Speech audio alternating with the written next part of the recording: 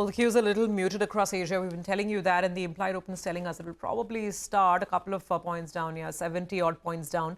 That's the indication because most markets are reeling under pressure. Individual stocks in focus. Now it is time for the CNBC-TV18 top 10 list of the morning, and we have our entire team standing by to bring you that distilled list of stocks to focus on. Guys, morning to all of you.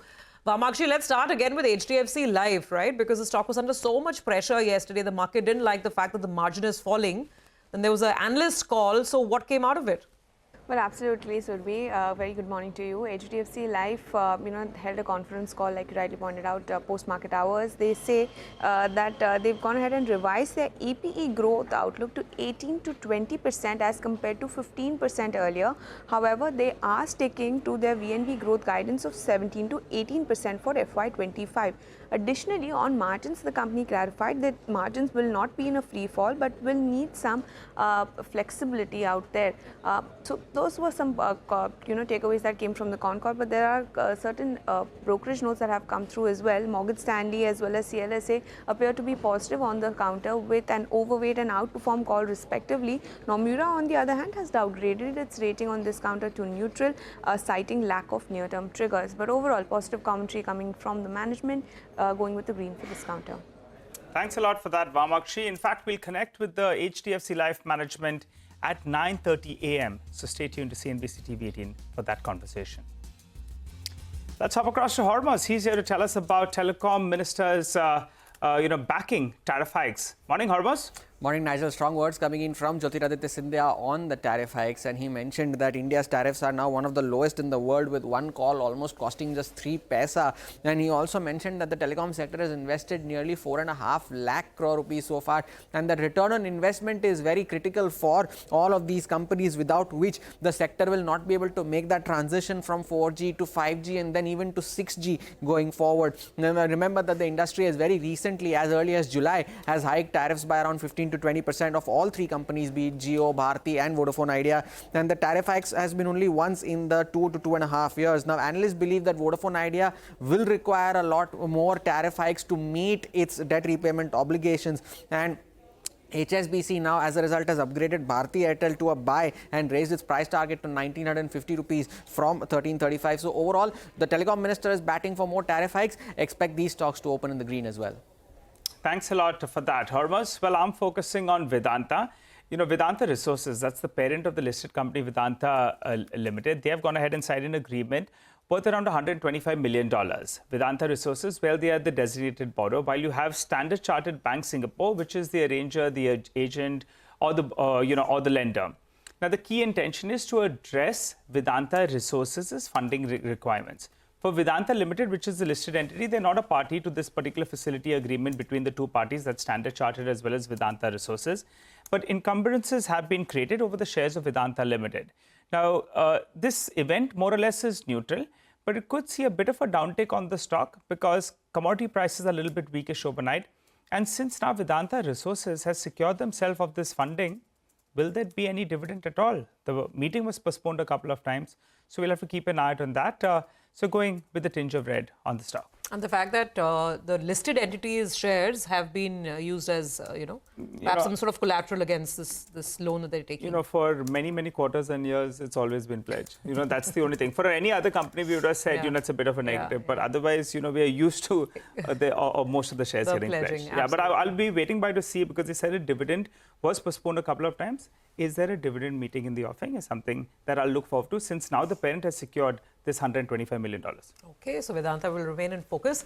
Let's move on and talk about some other stocks and news. Vivek is joining in with his list. Vivek, good morning. Well, good morning. Quite a few stocks on the focus on the back of results, as well as auto announcements that come in post-market hours. First on our list is Rallis. Good set of numbers from the agrochem company this time around. Revenues higher by almost 11%, coming close to the 930 crore mark. EBITDA higher quite strongly, 24% higher on a year-on-year basis, leading to a margin expansion of a little over 150 basis points on a year-on-year basis. Profitability coming in at 98 crore versus 82 crore on a year-on-year basis. Now, talking about the domestic volumes, domestic crop care volumes up almost 17%. However, marginally offset by the 11% drop as far as pricing was concerned. Talking about the export volumes, it was flat, but the price decline actually led to a 9% decline as far as the export revenues were concerned. Now, coming to PNC Infra, two important order wins coming in over there. Total orders worth 4,630 crore. This is coming from the Maharashtra State Road Development Corporation. This is a timely order win given the fact that now the election code of conduct comes into place and there will not be any fresh bidding that will happen as far as ordering is concerned in the state. Now, remember, the order inflows achieved by the company right now translate to close to 50% of the lower end of the stated guidance for FY25. And lastly, Ceigall is the other company in focus. Again, an order win over here in terms of the company emerging as the L1 bidder or the lowest bidder. This is for a 4-lane construction project in Ranchi. The project cost at 207 crore and the construction period timeline is 18 months from the from the time of signing this particular contract. So all of these stocks going with the green, strong results from Rallis and two strong important order wins for the infra companies.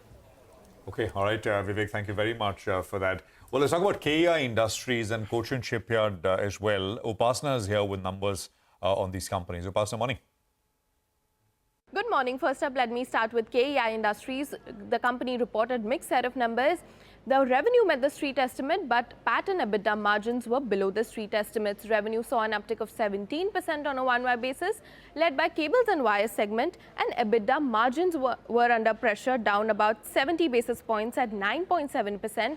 And companies, all three segments saw a margin decline on a year-on-year basis.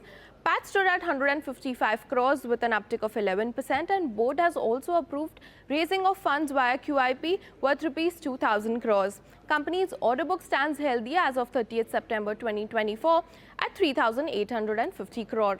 Next up is Cochin Shipyard. Government to divest 5% stake in the company via OFS at 1,540 per share. The OFS includes base offer of 2.5% with an additional 2.5% available as a green shoe option. 25,000 equity shares will also be offered to the employees of the company. The total OFS size is about 2,000 crores. The sale of non-retail will be on 16th and 17th of October, and retail and employees will be on 17th of October.